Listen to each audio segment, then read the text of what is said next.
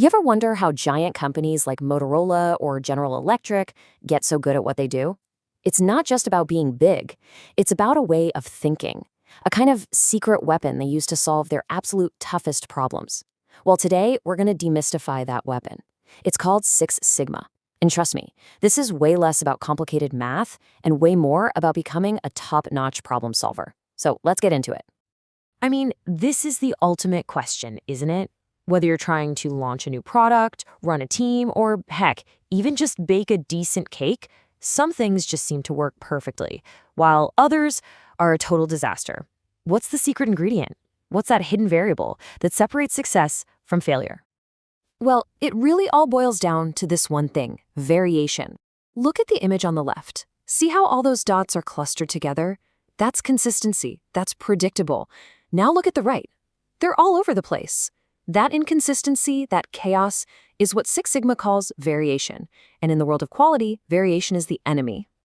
That's right. The whole idea here is that every time your process has variation, you're opening the door for mistakes. And those mistakes lead to defects, they lead to unhappy customers, and they waste a ton of time and money. So the entire goal of Six Sigma is to become a detective, hunt down this variation, and get rid of it. So what is Six Sigma officially? Well, think of it as two things at once. On one hand, it's a philosophy, a mindset that's all about making things better by crushing that variation. And on the other hand, it's a toolkit, a whole set of methods and stats that help you do it. The name itself, Six Sigma, just represents a level of quality that's about as close to perfect as you can get. And this bell curve, this is the goal. This is the holy grail. You want your process to be so consistent, so reliable, that pretty much everything you produce falls right in the middle, right where you want it. When you get to that level of control, mistakes become incredibly rare. We are talking just 3.4 defects for every million chances. It's about making excellence the new normal. Okay, now this is where it gets really interesting. Forget all the complicated stats for a minute. The best way to really get Six Sigma is to start thinking like a detective. You're not just staring at spreadsheets, you are investigating a crime scene, looking for clues and trying to find the root cause of the problem. And this is so important. A lot of people think Six Sigma is just about cold, hard numbers, and that it ignores experience and gut feelings. But it's actually the complete opposite. You know that hunch you get when you've been doing a job for a while where you just know something's not right? Six Sigma gives you the tools to actually prove it. It's about backing up your intuition with solid evidence. Every good detective has a guiding principle. And for Six Sigma, this is it. Y equals f of x. It sounds complicated, but it's super simple. It just means that your problem, your y, is caused by something. It's a function of your x variables. So is customer satisfaction low? That's your y.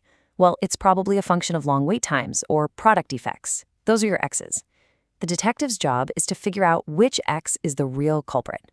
So how do you find that culprit? You interrogate the problem. And one of the best techniques is called the 5 whys.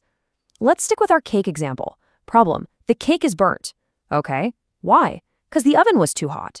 Why was it too hot? Because it wasn't calibrated. Why wasn't it calibrated? Because the new baker wasn't trained how to do it. And there it is. Boom. You went from a burnt cake, the symptom, to the real root cause, a training issue. That's the problem you actually need to solve. All right, so we've got our detective mindset on. We're looking for the root cause, but what are we actually looking for? What do the clues look like? Well, in the world of Six Sigma, the biggest clues are all the different forms of waste. And what is waste? It's really anything that costs you time, money, or materials, but doesn't add any real value for your customer. It's the gunk in the gears of your process. It's all the stuff that slows things down, drives up costs, and just makes everyone's job harder. In Japanese, they call it muda.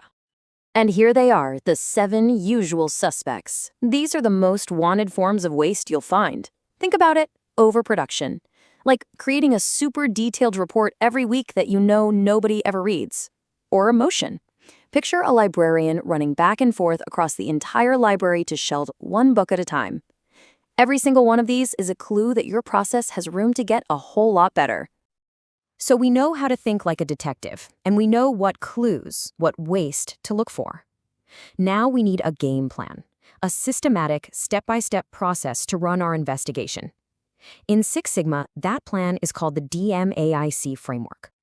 DMAIC, it stands for Define, Measure, Analyze, Improve, and Control. It's a super logical 5-step battle plan. First, you clearly define the problem. Then, you measure how bad it is right now. Next, you analyze the data to find that root cause. That's the real detective work. After that, you improve the process with a solution.